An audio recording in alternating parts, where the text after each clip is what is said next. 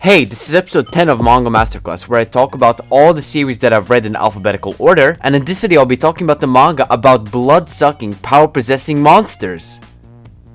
Devil's Line. I'll be giving a brief overview, my thoughts, and everything in between. So, without further ado, let's get right into it. Devil's Line is a manga illustrated by Ryo Hanada, which first started serializing on March 22nd of 2013 on the magazine Morning 2, which is the same magazine as Witch Hat Altier, and ended on May 22nd, 2019, but it actually has a sequel series, which is Devil's Line 2, Trigger, which started back in the 20th of January 2022, but that doesn't have an English translation yet. But Devil's Line also has an anime adaptation, which was 12 episodes long and was adapted by Platinum Vision back in the spring of 2018. And if you don't know Platinum Vision, yeah, honestly, neither did I. But you might recognize their two more popular adaptations after Devil's Line. Their most popular adaptation is Kono Oto Tomare, Sounds of Life, and the other is Servamp. Yeah, I didn't know either of these two. Wait, I'm supposed to be talking about the manga of Devil's Line. The manga is, as I already said, finished with 69 chapters, but if you include all the deleted chapters and extras, that number rises to 80. All 80 chapters are adapted into 14 volumes. Alright, firstly, I want to mention the good for this manga. Firstly,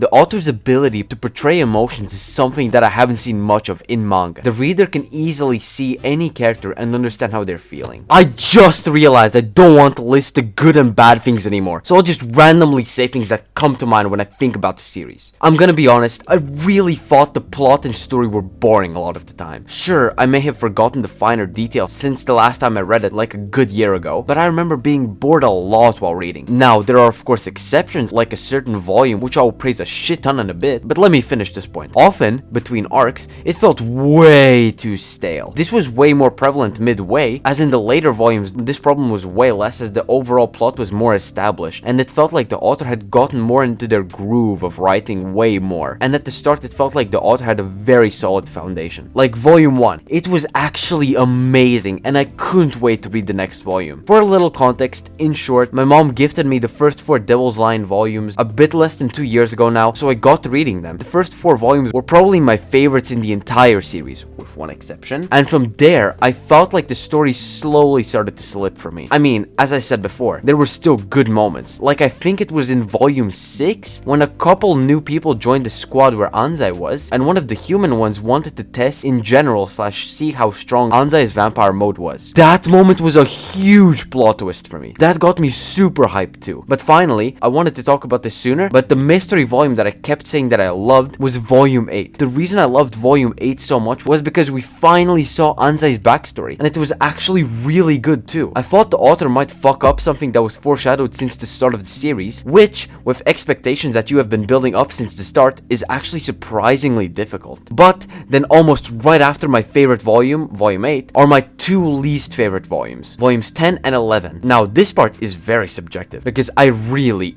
honestly, just didn't care for Anzai's and Taira's sexual life. Yes, for nearly 2 entire volumes, it was just about them having sex. I know they have been building a romantic relationship since literally the first chapter, and I wouldn't have minded it if it had been like a chapter or 2, but it was 2 fucking volumes, like come on. I know people call this series Tokyo Ghoul, but with a romantic aspect, but I honestly didn't need to read that.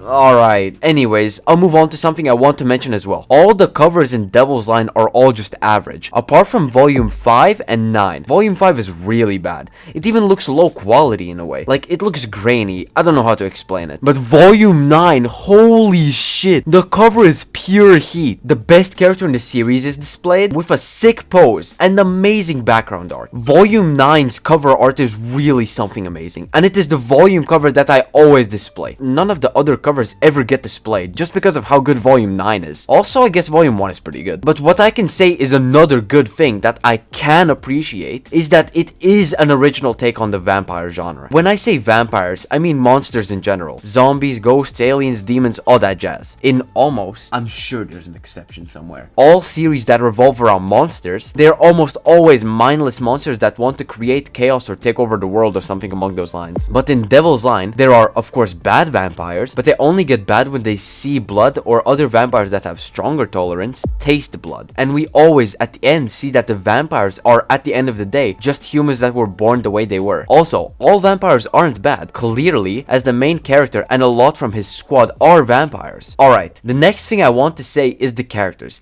Specifically, I want to mention two characters, Anzai's dad and Johannes. I think that's how you pronounce his name. I think Anzai's dad is an extremely important character. Outside the fact that he's Anzai's dad, he played an important role in Anzai's backstory, unintentionally. But what I find really interesting about him is that he's the closest thing to a true vampire, as I like to call them, because in the series, all that we have seen are humans that can and do turn into vampires when seeing / tasting blood, and later on, turning back into a human. But we've never actually seen a fully fledged vampire, and I believe Anzai's dad is the closest thing to it, as he killed 20 people in one night, causing his throat to change beyond repair. So that begs the question, what happens when a vampire eats so many humans that they can't turn back from being a vampire? Well, we don't know, and that is something I hope to see in the sequel series. I mean, when it eventually gets translated, then I can only imagine, so far, two plot points where we can go. The first is way more likely, which has to do with this weird Anzai's partial transformation, which I think will be the main focus of the sequel series. But the other point, which I think could be an arc or maybe even a saga, would be locating and neutralizing a fully fledged vampire. I think that is something that could happen. Oh yeah, the other character that I wanted to mention is Johannes. Not gonna lie, the reason I'm mentioning him here is because I just really like him as a character, and I think he's great. Also, he seems to have a different partial transformation when comparing it to Anzai's, and that gave me an idea. Is Johannes maybe an artificial vampire, while Anzai is a natural? Because to me, Anzai's transformation seems more likely to be a true partial transformation for vampires, while Johannes, I would guess, is more similar to Kaneki from Tokyo Ghoul, although that is just a guess. Alright, that's it. Phew, this is a way more chaotic video than normal. Towards the beginning, I was like, fuck it, I don't want to keep writing scripts like this, almost like reading off a chart. So I just went on this rant, which I, right now at least, actually really enjoyed writing and talking about. I was low-key dreading writing this script for a while, because of a lot of not that good memories while reading this series. But because I did this, it was actually pretty fun. But please tell me which you prefer and which you think is better. If I should just go back to how I used to make this series before, like saying a brief overview, the good, the bad, etc, because I can do that, but I think I can also do this. Anyways, if you enjoyed, please be sure to like and subscribe, and this was episode 10 of Manga Masterclass. And in the next episode, I'll be talking about another monster-esque series,